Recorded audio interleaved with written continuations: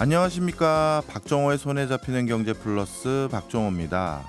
결국 미국 연준이 올해 첫 FOMC 회의에서 기준금리를 0.25%포인트 소폭 인상하기로 결정했습니다. 시장에서도요, 일찌감치 올해 들어 물가 상승세도 주춤하고 해서 이번 FOMC 회의에서는 0.25%포인트 정도만 인상할 것으로 전망했었죠. 덕분에 뉴욕 증시는 일제히 상승했고 우리 주식시장도 반등하면서 상승세로 시작했습니다.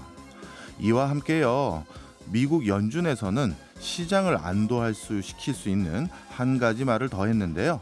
파월 의장이 미국 금리 인상의 횟수를 두어 번이라는 표현을 사용했기 때문인데요.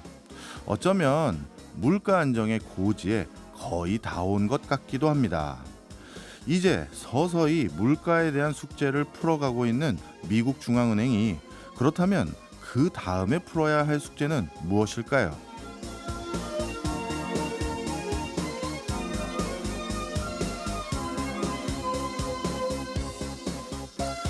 정답은 내수 위축이 아닐까 싶기도 합니다. 그간 미국 소비자들은 2020년부터 은행 계좌에 차곡차곡 쌓여왔던 정부의 코로나 보조금을 각종 소비재 상품을 사는데 흥청망청 써왔었죠. 막대한 코로나19 재난지원금으로 저축 잔고는 넘쳐났고요. 저렴한 차입 비용으로 소비지출 증가율이 물가 상승률을 웃돌 정도였습니다. 이 때문에 연준 위원들은 경기에 대한 걱정 없이 오직 물가라는 숙제 하나만 풀면 됐던 건데요. 하지만 이제 분위기가 달라지고 있습니다. 지난해 12월 미국인들의 저축률은 3.4%로 전월 7.5%보다 무려 4.1%포인트 하락했고요. 12월 말 기준으로는 신차 판매가 10년 만에 최소 수준까지 내려왔습니다. 소비에 쓸 현금이 다 떨어지고 있는 것이죠. 아직 물가가 완전히 잡히지 못한 상태에서 소비까지 급격히 줄어들게 된다면 자칫 연준 입장에서는 물가와 경기라는 서로 상반된 두 가지 숙제를 동시에 떠안지 않을까 싶기도 합니다. 2월 2일 목요일 박정호의 손에 잡히는 경제 플러스 광고 듣고 시작합니다. 유행만 돌고 도는 게 아니라 돈, 경제의 역사도 돌고 돕니다. 현재와 닮은 과거에서 답을 찾아보는 경제 평행 이론 시간입니다. 오늘도 글로벌 이코노믹 연구소의 김대호 박사님 나와 계십니다. 어서 오세요. 네, 반갑습니다. 예, 박사님, 그 박사님하고 이런저런 과거도 갔다가 현재도 갔다가 한다 보니까 정말 저희가 시간이 맨날 빠듯합니다. 이 박사님 모시고 아예 그냥 다큐멘터리 찍으러 어디 갔다 오면 딱일 것 같아요. 그렇습니다. 예. 자, 오늘 소재는 뭔가요? 라면입니다. 라면요. 예. 라면 저도 많이 먹는데 라면도 뭔가 시사점이 있나 봐요. 예, 우리가 흔히 뭐 간식용으로 라면을 접하고 있습니다만은 이 라면에는 경기 사이클 곡선이라는 경제학의 엄중한 현실이 담겨 있는 것입니다. 그래요. 예, 그러니까 이 음식이 나오게 된 것은 어려울 때, 예. 경제가 어렵거나 시간이 없거나 이럴 때에 나온 음식인데 이것이 세월이 지나면서 이제 기호식이 되기도 하고 또 이제 부자들의 음식도 되는데 결국 이런 것을 보면 예. 이 뭐 역사는 돌고 돈다라는 이런 교훈도 하나 있겠지만 어려울 때 너무 낙담하지 말고 예. 그 시점에 그 어려운 사정에서 생겼던 거 이런 것을 잘 활용한다면 경제 난국도 풀고 또 새로운 미래도 개척할 수 있는 것이 아닌가. 그것이 라면이 가르쳐주는 교훈. 그러나 그게 저절로 되는 것은 아니고요. 그것을 잘 만들고 우리가 슬기를 발휘해야 된다. 이런 교훈을 주고 있다고 하겠습니다. 네. 방금 말씀하시기를 라면이 어려운 시국에 만들어진 대표적인 뭐 발명품 뭐 이렇게 표현을 하셨는데 제가 알고 있는 상식으로는 라면을 처음 개발한 나라는 일본이라고 알고 있는데 맞습니까? 이 라면을 어떻게 정의하느냐에 따라서 조금 다른데요. 예.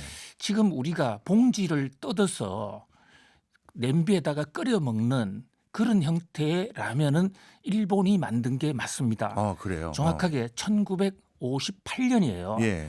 그런데 우리나라는 그 일본의 라면을 사실상 어떻게 보면 좀 뺏겨와서 예. 1963년부터 삼양 라면이 팔기 시작했거든요. 네. 그러니까 일본보다 5년이 좀 늦었죠. 근데 이 라면의 역사를 이제 중국 사람들은 네. 그게 아니다. 네. 무슨 소리냐. 요즘 중국은 설날도 중국 설날로 부르라. 그 기원이 다 중국인데 왜 일본 라면이라고 그러느냐. 이렇게 얘기하지 않습니까? 예. 중국 고대 춘추 전국 시대에 전쟁할 때 라면을 많이 들고 다녔다고 중국 사서에 기록이 돼 있는데요. 네. 그 라면이라는 게 한자 말로 표면 그 라자가 예. 우리말로는 납치할 때 납자고 네. 손수변에 설립자를 쓰는데 끌어당긴다는 뜻이에요. 예. 끌어당긴 면이다 이런 뜻입니다. 예. 근데 이 고대 중국이나 일본, 한국에서의 옛날에 면을 밀가루를 반죽해서 먹는 방식은 예. 가장 흔한 방식이 소면이에요. 소면. 소면이 어떤 형태죠? 소면은 자그마한 막대기로 예. 이 계속 늘리고 며칠간 말려서 저 벽에다가 걸어놓는 네네. 아주 가느다란 네네. 우리가 먹는 소면 국수. 옛날 국수. 예, 그게 소면입니다. 예. 대부분은 이제 그걸 먹었었고요. 또 절면이라고 해서 칼로 벤다든지 앞면이라고 해서 누른다든지 이런 게 있었는데 네. 라면이란 손으로 끌어당긴다는 것은 사실 비위생적이지 않습니까? 그게 없었어요. 근데 전쟁 때 뭐 이게 급하니까 밀가루를 들고 다니면서 전쟁 현장에서 물 부어 가지고 어떤 밀가루 반죽을 하고 거기서 손으로 뜯어 먹는데 요게 청일 전쟁 때 청일 전쟁이 1894년에 터졌지 않습니까? 일본하고 전쟁을 하는데 중국 사람들이 그걸 먹으니까 일본 사람들은 스시 사다가 김 스시를 먹는데 시간이 많이 걸리는데 네. 그 중국 사람들이 먹는 거 보고 우리도 한번 가져가서 먹어보자. 그게 라면의 뿌리예요. 아, 그러니까 중국은 그런 연유를 들어서 본인들이 원조다라고 얘기를 하고 있고 네. 우리가 지금 일반적으로 알고 있는 그런 형태의 라면은 일본이 우리가 한 거다 이런 논리네요. 튀긴 라면. 예. 그런데 문제는 그 튀긴 라면 일본이 먼저라고 하는 그것을 또 중국 사람이 만들었어요. 아, 그래요? 예. 일본에 와 있던 이제 정식 국적은 당시 대만이었는데 대만이 일본의 식민지였지 않습니까? 예, 그렇죠. 그때 일본에서 공부하던 오백복이라는 사람이 이제 예. 만들었어요. 예. 그러니까 사실 이제 중국에서는 그봐 장소는 일본이지만 튀긴 라면도 결국은 중국 사람이 만든 거 아니냐. 예, 모든 것은 중국 거다 이렇게 주장하고 있기도 하죠. 네. 저는 아까 그 대목이 궁금했습니다. 그럼 이제 라면은 어떤 연유로 발명되는 그 기원들을 이제 좀 살펴봤는데 조금 전에 라면은 항상 어려운 시기에 대두됐다 이렇게 말씀하셨는데 예. 그건 좀 설명 좀 해주세요. 첫 번째 전쟁 상황이니까요. 예. 그러니까 정식 절차를 거치는 것보다 급하게 먹어야 된다. 예. 이게 중국에서도 이제 난세에 먹는 게 그 밀가루 라면이었고요. 예.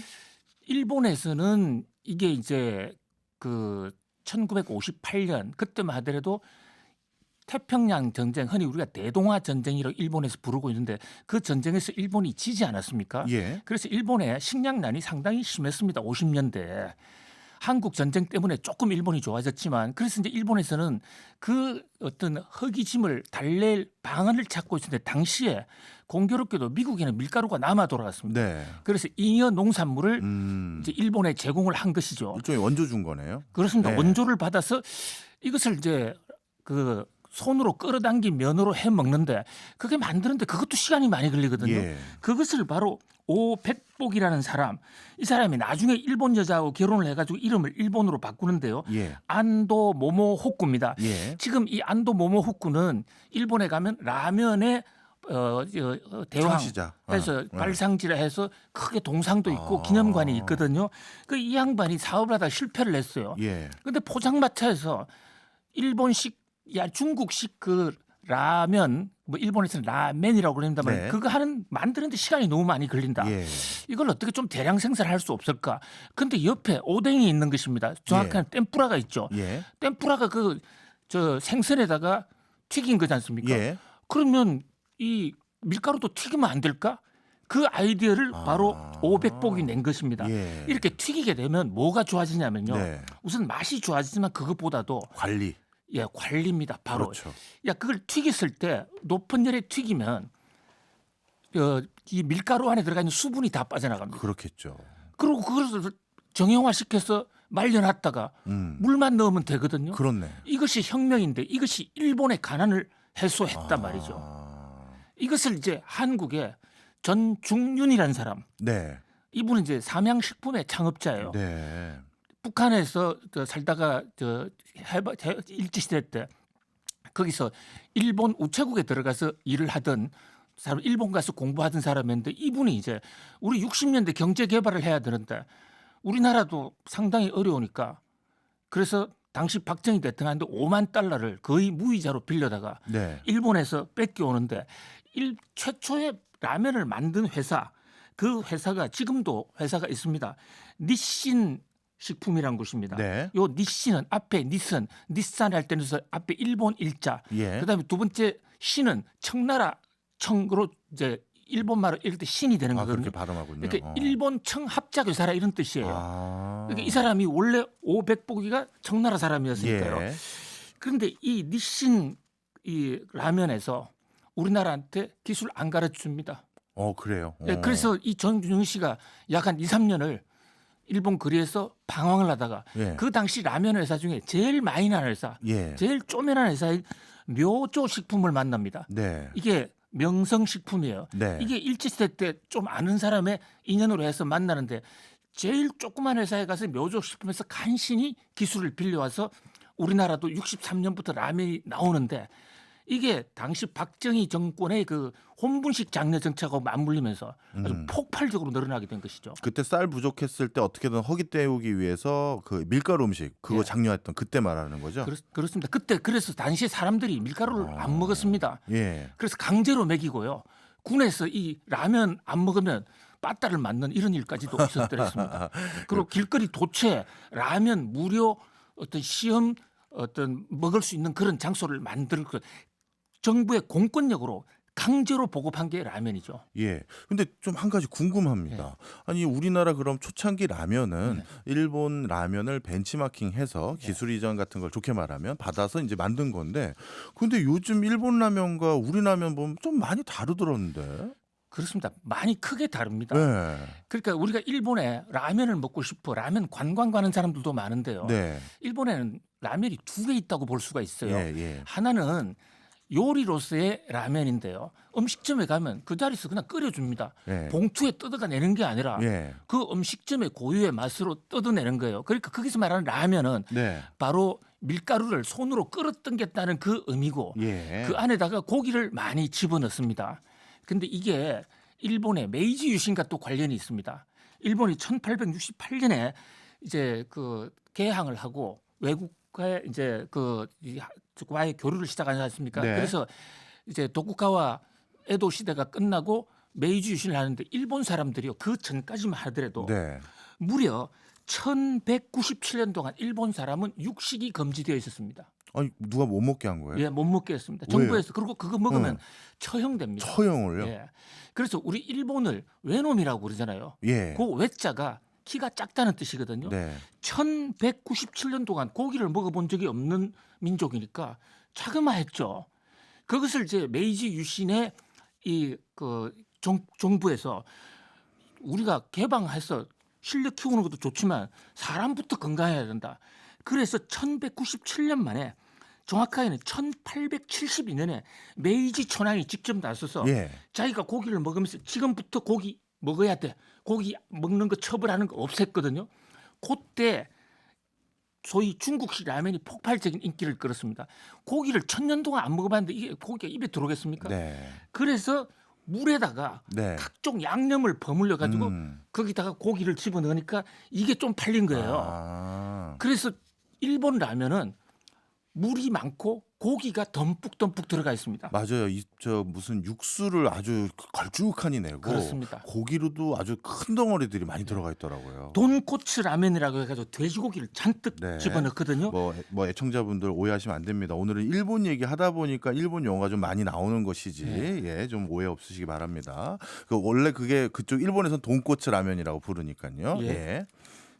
예, 네. 그렇습니다. 그런데 이것이 이제 그 일본에서도 두 번째 형태의 라면은 그것을 좀 포장마차나 이래서 간편하게 먹어볼 수 없느냐. 네. 이래서 라면 한 봉지에 10개씩 막 집어넣어서 대량으로 파는 그런 라면이 주류를 이루고요. 네. 일본 사람들은 정작 집에서는 라면을 잘 안 먹습니다.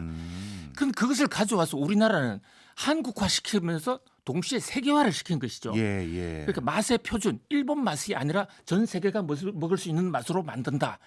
그 이제 코로나가 왔습니다. 예. 코로나가 바로 오기 전에 기생충이라는 어떤 우리나라 영화가 있었습니다. 예, 있었죠. 거기 짜파구리.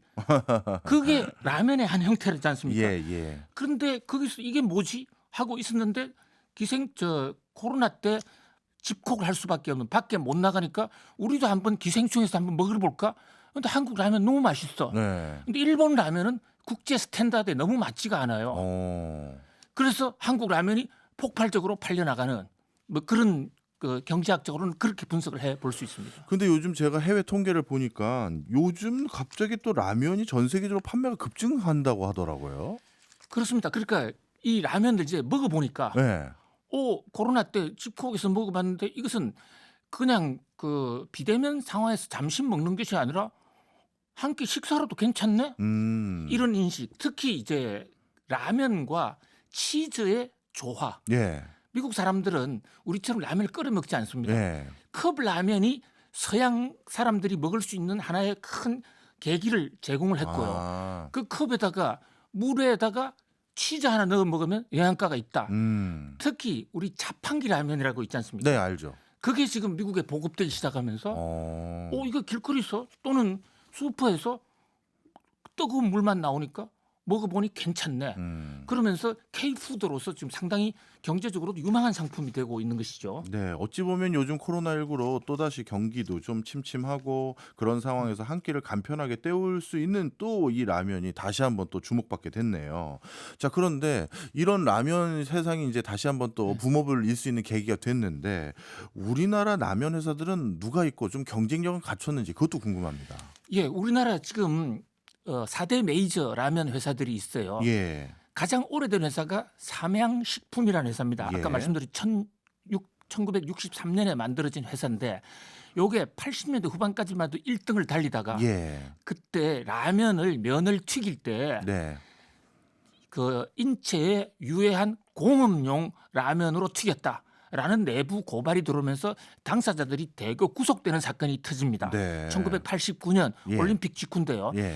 그러면서 사람들이 라면을 안 먹기 시작했고 예. 그때 이제 농심 신라면이 나왔는데 이 농심 신라면은 원래 롯데 거였습니다. 아, 그럼 원래 롱심이 아니라 롯데식품 뭐 이랬나요? 롯데공업이었어요. 공업. 아. 롯데공업이었는데 롯데 창업주가 신격호지 않습니까? 예. 이 신격호 이분 동생인 신춘호 씨가 했는데요. 예.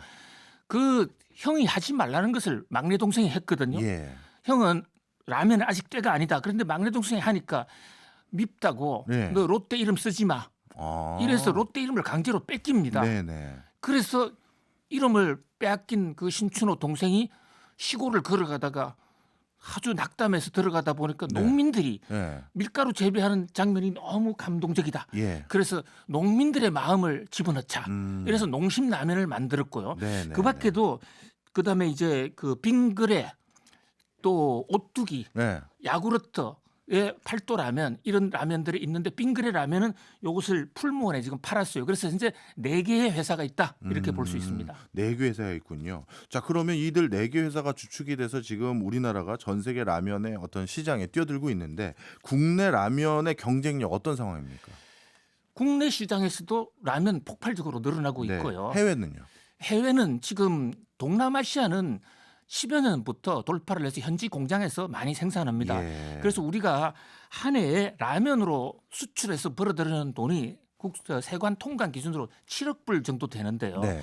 대부분 현지에서 공장까지 설립해서 하고 있거든요. 예. 그래서 한 20억 불 정도는 지금 팔고 있어요. 예. 근데 이제 특히 최근에 미국이 잘 되면서 미국 현지 공장 농심 같은 경우는 공장을 2개나 완성을 했고 네. 한 해에 생산 능력이 약 8억 개, 거의 10억 개 가량 생산 능력을 갖췄는데 어마어마해요. 그게 잘 팔려 나가고 있습니다. 다행히. 예.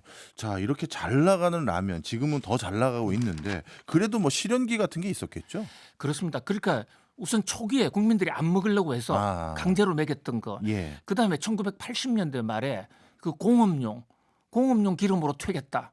나 건강에 좋지 않다. 그리고 이 기름으로 튀기면 산패가 되지 않습니까? 네. 그런 문제가 있고요. 특히 최근에 한 작년부터 유럽에서 우리 농심라면 여기서 발암 물질이 나온다. 이래서 지금 벌써 5번째 리콜이 됐고 네. 최근에도 대만 또 태국에서도 지금 문제가 야기되고 있거든요. 네. 그래서 이런 어떤 뭐 국가마다 기준이 다르다 해서 생기는 문제라고 우리 농심에서는 이 얘기를 하고 있지만 네. 음식에 관해서는 한 번 어떤 건강에 나쁘다는 신용을 잃으면 맞아요. 모든 게 다 무너지거든요. 맞아요. 그래서 좀 비상한 마음으로 우리 라면 업자들 그다음에 우리나라 식약처에서도 우리나라 국민들의 건강도 문제잖아요. 외국에서는 그렇죠. 안 된다는 걸 왜 한국에서는 파느냐. 물론 음. 조금씩 다르겠지만은 예. 그런 면에서 보다 더 건강식으로서 거듭났으면 하는 그런 마음입니다. 예, 그렇네요. 이 라면도 다시 한번 우리가 세계 표준이 되는데 그 기준이 정말 중요할 것 같습니다. 그리고 하나 더 쌀라면 나오면 쌀 남은 것도 많이 해결될 것 같은데 그걸 개발됐으면 참 좋겠습니다. 자, 지금까지 김대호 박사님이었습니다. 고맙습니다. 감사합니다. 세상의 모든 책을 경제적인 시각으로 읽어보는 체크리스트 시간입니다. 오늘은 장동석 출판평론가가 가져오신 책인데요. 경제적으로 한번 다 같이 읽어보겠습니다. 어서 오세요. 안녕하세요. 네. 자, 오늘도 또 풍성하게 두 권의 책 가져오셨습니다. 네. 먼저 어떤 책부터 시작할까요? 일단 경제 프로그램이니까 보이지 않는 손이라는 말 모르시는 네. 분은 없으실 거고요. 경제학의 아버지라고 불리는 영국 학자죠. 애덤 스미스가 1776년에 출간한 국부론 오늘 소개해 드릴 텐데 이 네. 책에 등장한 말이었죠. 네. 자유시장 경제의 효율성을 가장 잘 설명하는 상징적인 단어죠. 네. 뭔가요? 원래 제목이 좀 길지 않습니까? 보이지 않는 손이라는 내용을 담고 있는 이 국부론, 국부의 본질과 원인에 관한 연구. 이게 원래 책 제목이에요? 그렇습니다. 네, 우리나라 이제 번역돼 들어오면서 네. 이제 우린 보통 경제학, 원론 이런 식으로 붙이잖아요. 예, 그러다 예. 보니까 이제 국부론이 된 건데요.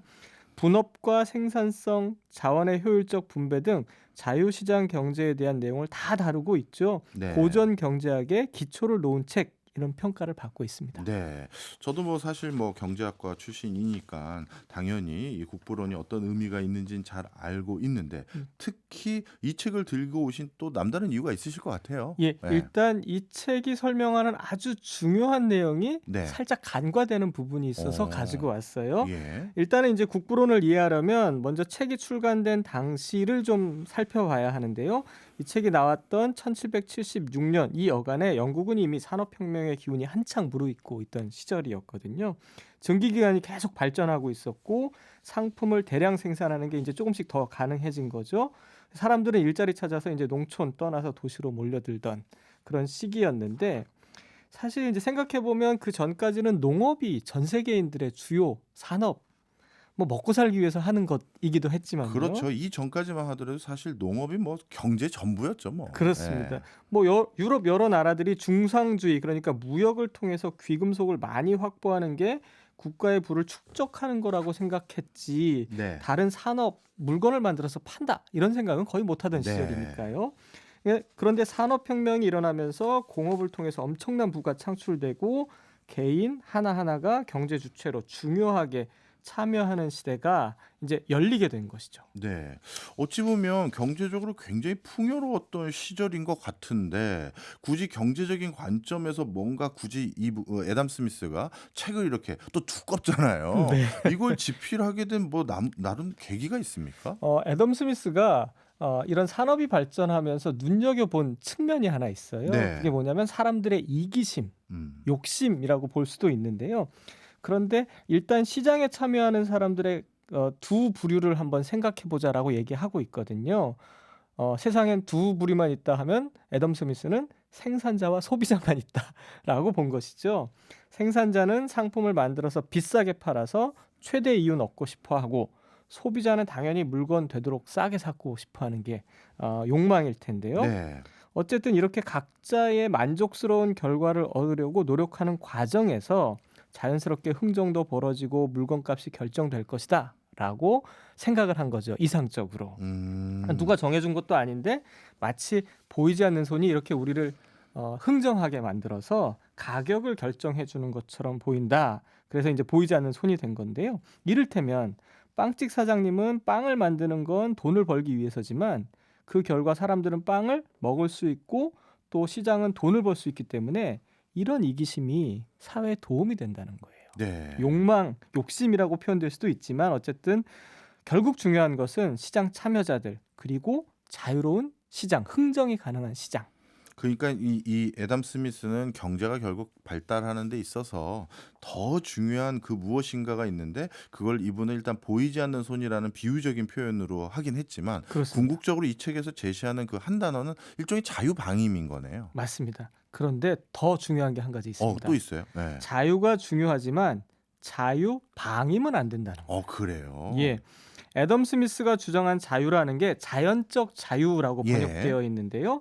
특혜나 제한을 주는 모든 체제가 완전히 제거되면 자연적 자유가 확립된다고 봤어요. 근데 이때 자기 처지를 개선하려는 개인의 노력은 강한 원동력이 되고 권력이나 법률의 개입 없이도 사회의 부와 번영을 가져다 줄 수 있다. 예. 이렇게 봤는데 그러니까 자연적 자유가 중요한데 우리는 다른 자유를 추구했다라고 보고 있는 것이죠. 네. 그러니까 스미스는 여기에 정의의 법률을 어기지 않는 한이라는 단서 하나를 붙였어요. 네. 그러니까 정의의 법률을 어기지 않는다는 게 뭐냐면 결국은 국가가 만든 법률이라는 것이 반드시 시장에 필요하다라고 봤던 것이죠. 예. 자연적 자유를 침해하는 법률은 철폐돼야 하지만 예. 모든 규제와 제도가 사라지면 사회는 개인들의 이익이 맞부딪히면서 그냥 붕괴될 수 있기 때문에 정의의 법률을 어기지 않는 한이라는 단서를 붙인 거죠.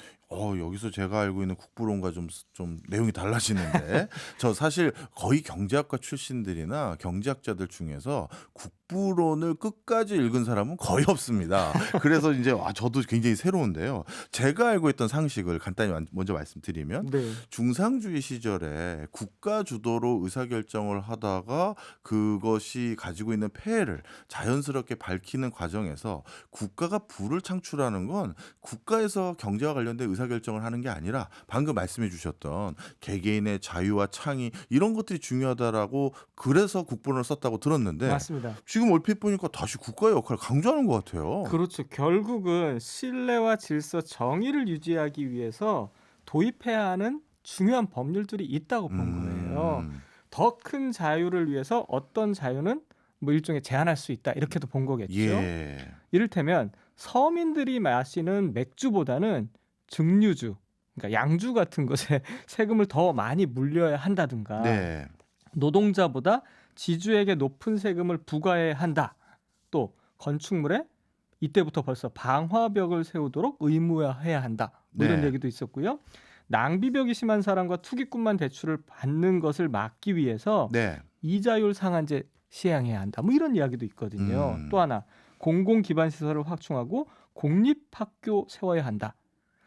그가 주장한 자유는 결코 자유방임주의가 아니라는 것이죠. 이해했습니다. 그러니까 자유는 중요하지만 방임은 안 된다 그 얘기였군요. 맞습니다. 예. 결국은 이제 국가라는 시스템이 잘 돌아가기 위해서 시장이 존재하는 것이지 않습니까? 예. 시장이 존재하고 국가가 존재하는 것이 아니라 그러니까 법과 제도를 바로 잡아야 한다라고 강조했는데 잠깐 말씀하신 것처럼 자유시장론자들은 애써 이 대목을 없는 것처럼 혹은 강조하지 않고 있다고 볼 수도 있는 거죠. 네, 그렇군요.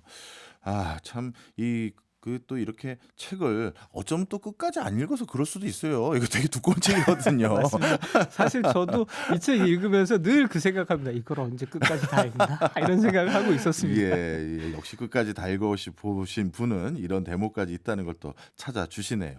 자, 이거와 함께 또 우리가 생각해봐야 될 또 다른 책들 또 같이 첨부해 주셔야죠. 네, 이게 사실은 국가의 역할을 강조했다고 보기에는 좀 어렵지만 그럼에도 말씀드렸던 정의의 법률 이 부분에 대해서 되게 중요한 지점이 있어서 예. 제가 책 한 권을 덧붙였습니다. 경제학자 아비지트 베너지와 에스테로 디플로라는 사람이 함께 쓴 힘든 시대를 위한 좋은 경제학이라는 책인데요. 네. 이 두 사람은 가난한 나라의 가난한 사람들이 함께 지고 살아갈 수밖에 없는 극빈곤의 문제를 완화할 방법이 없나 주로 연구해 예. 왔던 학자들인데요. 그런데 생각해보고 연구해보니까 가난한 나라에서 목격되고 있는 문제들이 이미 부유한 나라에서 겪었거나 지금도 겪고 있는 똑같은 문제라고 본 거예요. 그렇다면 저자들이 생각하는 일종의 좋은 경제적인 대안 아니면 경제학이라고 할까요? 네. 그리고 나쁜 건 또 어떤 건지 이런 구분을 좀 해놨습니까? 네, 좋은 경제학의 정의는 이런 겁니다. 무언가 의문을 제기하는 현상에서 출발해야 한다. 예. 그리고 인간의 행동에 대해서 우리가 알고 있는 바와 작동한다고 알려져 있는 이론들에 대해서도 몇 가지 추측할 수 있어야 한다. 예. 하나의 방법으로만 제시하는 것이 아니라, 그리고 중요한데요. 데이터를 바탕으로 추측들을 검증하고 새로운 증거와 사실관계에 기초해서 문제에 접근하고, 그런 어떤 방식이 잘못됐다면 전면 수정할 수 있어야 좋은 경제학이다. 그 말은 좋은데 이게 딱 와닿지는 않는데 뭐 예라도 좀 하나 들어주시죠. 예, 가령 좋은 경제학이 무지와 이데올로기를 누르고 승리한 덕분에 아프리카 같은 곳에 살충제를 뿌린 모기장을 예. 많은 그 예. 주민들에게 나눠줄 수 있었거든요. 예. 이런 것들이 이제 사실은 통계 데이터에 의해서 확연하게 드러난 것이고, 네. 결국은 이것으로 인해서 말라리아로 인한 아동 사망률이 절반 가까이 줄었다는 거예요. 그러니까 대충 짐작해서 그냥 살충제 좀 보내줘? 네. 이런 거 말고 예. 현실에 기반한 데이터를 예. 찾아내고 그것을 예측하고 실험해 보는 것이죠. 예. 그런 것이 좋은 경제학이다라고 보고 있는 겁니다. 아, 예. 그러면 나쁜 경제학은 또 뭡니까? 대중 매체에 나와서 단정적으로 말하고 예측하기를 좋아하는 경제학이 나쁜 경제학이다, 이렇게 얘기하고 있어요. 예. 실증적 근거 없이, 그러니까 데이터 없이 그냥 뭐 레포 곡선 같은 거, 세율 낮추면 뭐 여러 가지 세수가 늘어날 것이다. 이게 이제 트럼프가 했다는 그런 아주 유명한 이야기인데요. 네. 또 세금 인하로 경제 성장률을 끌어올릴 수 있다, 뭐 이렇게 트럼프 행정부가 또 예전에 주장했었는데, 이런 것이 대표적이라고 보고 있는 거예요. 그러니까 이제는 세율을 낮추는 것 그 자체로는 경제 성장을 보장할 수 없다는 게 사실은 보편적인 인식이지 않습니까? 예. 그런데도 불구하고 과거 트럼프 정부는 이런 방식으로 그냥 정책을 밀어붙였다라는 거죠.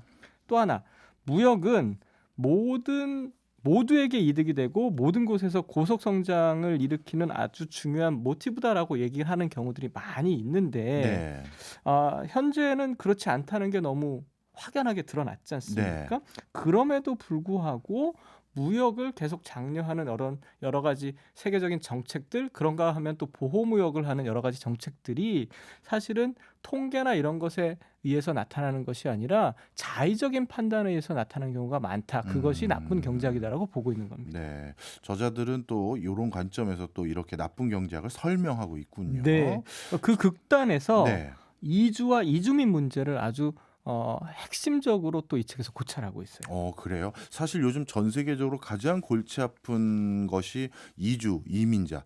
좀 더 정확히 표현하면 국가 차원에서는 불법 이민자라고들 부르는 문제거든요. 그렇죠. 이 예. 책은 이 부분에 대해서 뭐라고 언급하나요? 말씀하신 것처럼 사실은 불법 이민자 혹은 이민자에 대한 혐오는 이제 세계 도처에서 확인할 수 있는 네. 사건이지 않습니까?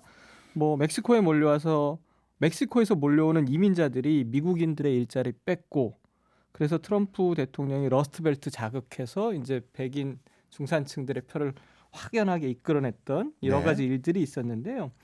미국에서뿐만 아니라 지금 이민자 문제는 유럽 여러 나라들이 이제 첨예하게 대립하고 있는 갈등이지 그렇죠. 않습니까? 독일만 해도 최근에 코로나 상황이 좀 풀리면서 외국 이민자들이 들어와서 홈리스들, 이런 사람들이 많아졌다라는 원성들이 지금 높아지고 있다. 네. 외신들이 전해주고 있는데, 또 독일에 가본 사람들은 또 그것이 그렇게 그들에게 큰 문제는 아닌 것 같다라는 얘기도 하고 있거든요. 그런가 하면 방글라데시 로힝야족 사례에서 알 수 있듯이 이 이주 이민자 문제는 이미 개도국에서도 확연하게 드러나고 있는 문제이거든요. 이 사건은 뭔가요? 사실은 그 방글라데시 로힝야족들이 이제 종교나 이런 민족 문제에 의해서 학살당하거나, 예. 그래서 이제 옆에 있는 나라들로 이제 이주했었는데 태국이나 이런 곳에서 또 받아들이지 않는 이런 일들이 있었던 것이죠. 예.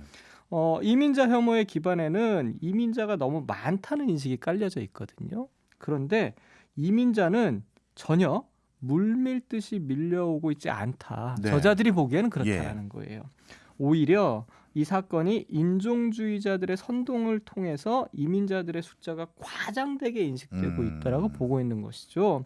나아가서 저자들은 이주와 이민이 되려 너무 적게 이루어지고 있어서 이것이 오히려 문제일 수도 있다라고 보고 있는 거예요. 네, 이 책은 두 저자분의 관점과 다른 관점들도 많아서 야 이분들 어떻게 보면 자신의 주장을 이렇게 뒷받침하려면 탄탄한 근거들도 이 책에 있어야 될 텐데 좀 맞습니다. 많이 있었나요? 사실 이 논쟁적인 책이기 네. 때문에 이 이민자들 너무 적다 이렇게 네. 얘기한 부분 굉장히 많은 논쟁이 당황하실 거예요. 있었어요. 네, 네. 그러면서 하고 있는 얘기가 실제로 그 나라 현상을 보면 미국만 해도 네. 미국 백인 중산층들은 이제 제조업에서 일을 안 하려고 하잖아요. 네, 그렇죠. 많은 사람들이. 예.